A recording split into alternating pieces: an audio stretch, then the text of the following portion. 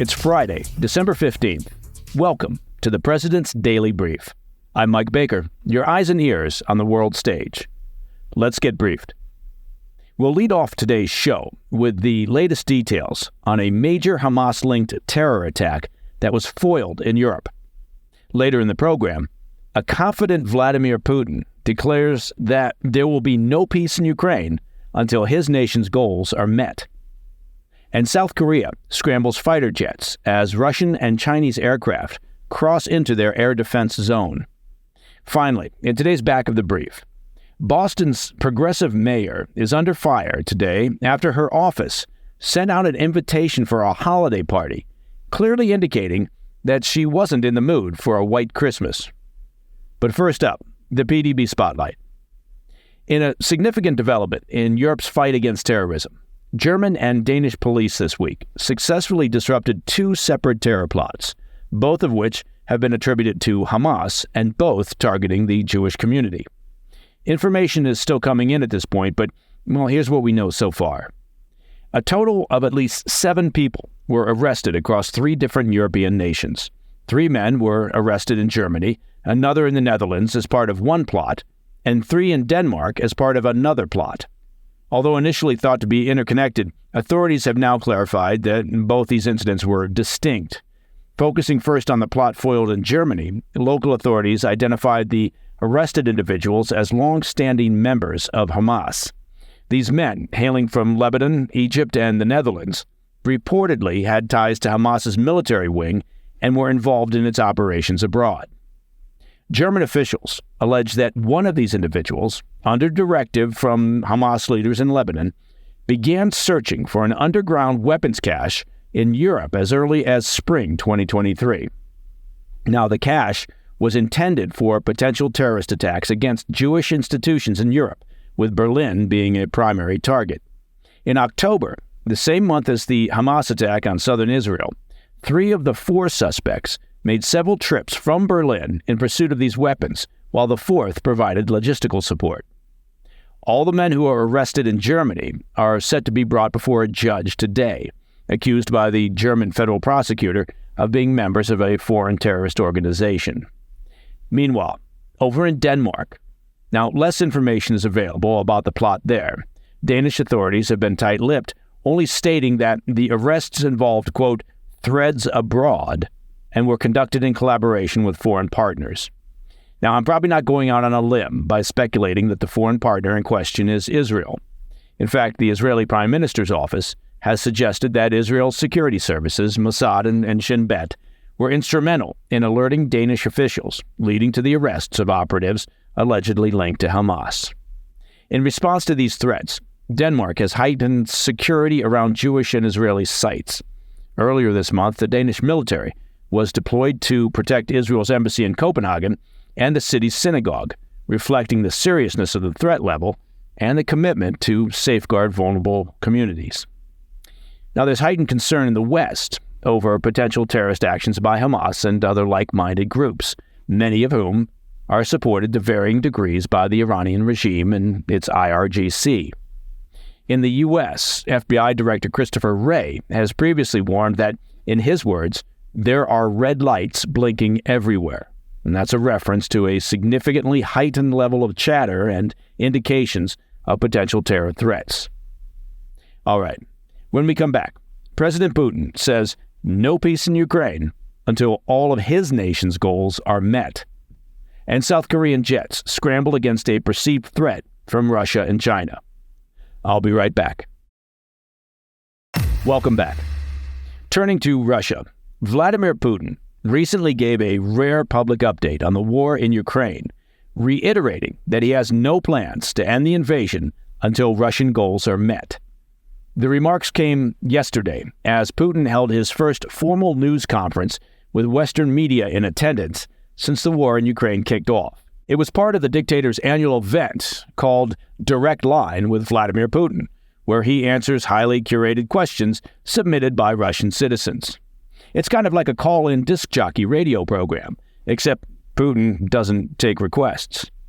The event was canceled last year amid intense fighting in Ukraine. However, Putin now appeared reinvigorated and emboldened by the recent setbacks the Ukraine has faced in securing further international financial support for the war effort. During the nearly 4-hour event, 4 hours, Putin discussed what he called Russia's, quote, special military operation in Ukraine, saying there will be peace when we achieve our goals. He further elaborated that Russia will, quote, either reach an agreement or resolve it by force. This is what we will strive for. Putin also addressed anxieties within Russia that there could be a second draft of reservists, saying a consistent influx of what he called volunteer fighters has helped replenish the military's ranks. And by volunteers, it's likely Putin means they're clearing out the prisons and sending inmates to the front lines. He claimed there are currently more than 600,000 Russian soldiers in Ukraine, with roughly 1,500 new recruits signing up each day. That's a lot of prisoners. Putin likely highlighted these unconfirmed figures to push back against a U.S. intelligence report released on Monday that estimated Russia had lost a shocking 87% of the ground troops that they began the war with. Now, the intel report said that the colossal personnel and equipment losses, which included the destruction of more than 2/3 of their armored tanks, have set Russia's military modernization efforts back by roughly 15 years. As we recently discussed on the PDB, Russia launched their invasion of Ukraine in February of last year with roughly 360,000 ground troops. Since the invasion, the U.S. intelligence community estimates that at least 315,000 of those ground troops are now dead or injured. Now, despite the losses, Putin appears eager to persist based on what he sees as an increasingly vulnerable Ukraine. At the press conference on Thursday, Putin said, quote, the enemy has declared a big counteroffensive, but he hasn't achieved anything anywhere. He added that the Western financial and military support for Ukraine appears to be coming to an end little by little. Now, on that score, the U.S. Congress remains deadlocked on a $61 billion aid package for Ukraine. Ukrainian President Zelensky warned on Tuesday during his visit to Washington, D.C., that any lapse in funding would risk giving Putin the advantage. But that apparently failed to move the needle with U.S. lawmakers. And in Europe, Hungarian Prime Minister Viktor Orban, an ally of Putin's, has been delaying a $53 billion aid package for Ukraine from the EU. Now, the European Union, despite Orban's efforts to obstruct the aid package on behalf of his pal Putin, well, they do seem confident that they can eventually get the money flowing to Ukraine. All right. Turning our attention to the Pacific, South Korea and Japan were forced to scramble fighter jets on Thursday after an unannounced incursion by Russian and Chinese warplanes into Seoul's air defense zone. Now, South Korea's Joint Chief of Staffs confirmed in a statement that it had spotted 2 Chinese and 4 Russian aircraft flying toward the East China Sea along the channel between Japan and South Korea. And this area is part of what's called the Korea Air Defense Identification Zone. It's a designated region where South Korea requires foreign aircraft to take steps to identify themselves. It's worth noting that such areas are not governed by international law, and flying into these spaces does not constitute a violation of a nation's territorial airspace. Still, flying unannounced into a country's defense zone is largely seen as a proactive, aggressive action. Russia and China, however, do not formally recognize Korea's air defense zone, and they've made a habit of flying military aircraft through the region without prior notice. Both Japan and South Korea, they dispatched their own jets to monitor the foreign aircraft until they moved out of the area. Officials in South Korea said they had communicated their displeasure with their counterparts in China, though they have not confronted Russia over the incident. I'm sure a memo communicating your displeasure will do the trick. The provocations came at a time of rising tensions between North and South Korea, following a series of escalations by North Korean dictator Kim Jong-un. North Korea violated a number of UN resolutions in November of this year when they used an ICBM to launch their first spy satellite into orbit. North Korea accomplished this with the technical assistance of Russia, which has grown increasingly reliant on Kim Jong-un's regime for resupplies of missiles and artillery shells for their war in Ukraine, and in return have been gracious enough to provide North Korea with military technology assistance. South Korea responded to the satellite launch by suspending aspects of a 2018 inter-Korean agreement and resuming reconnaissance and surveillance flights along the DMZ. And this prompted North Korea to pull out of the agreement entirely. Ever since, rhetoric between the two nations has intensified. And as we discussed yesterday on the PDB, South Korea has warned the North this week that they have only two choices: peace or destruction. Coming up in the back of the brief, Boston's Mayor Michelle Wu is under fire after an email for the so-called Electeds of Color holiday party accidentally went out to white city council members. I'll be right back. In today's back of the brief, I want you to imagine you're sitting at your desk at work and you get an email inviting you to your company Christmas party. Fun times, right? Very festive.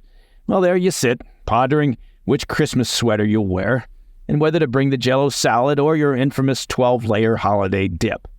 Now imagine that 15 minutes later, there you are, still sitting at your desk, and you get an email clarifying that only people of color are invited. Well, that's what happened in Boston this year, where the city government thinks, apparently, that it's appropriate to segregate holiday parties by race.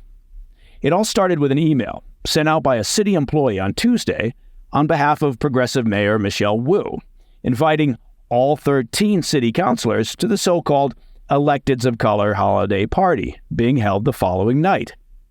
So, what's the Electeds of Color holiday party, you ask? It's exactly what you think it is. It's a holiday party that excludes white people. And that email invitation caused quite a stir because, well, 7 of Boston city councilors are Caucasian. About 15 minutes later, the same staffer sent out an email clarifying the situation and apologizing for any offense that sending out the invite may have caused. The mayor has also since apologized for the email and said that the sending of the party invitation to the white people was, quote, an honest mistake. What Mayor Wu didn't do was apologize for holding a racist holiday party. As a matter of fact, she defended it. Wu said, quote, and I'm not making this up, this is Wu's quote, "There are many, many events that are private events for all different sorts of groups. So we've clarified that and look forward to seeing everyone at one of the dozens of other opportunities to celebrate the holidays together." And that's a holiday Waldorf salad of words right there. Honestly, the mayor's non-apology, racist attitude, and divisively moronic behavior as an elected official, they're so front and center, there's really nothing to add here. If it was the private sector, she'd be shown the door. But it's politics, where stupidity knows no bounds and has few consequences. And that, my friends, is the President's Daily Brief for Friday, 15 December. If you have any questions or comments, please reach out to me at pdb@thefirsttv.com. I'm Mike Baker. I'll be back later today with the PDB Afternoon Bulletin. Until then, stay informed, stay safe, stay cool.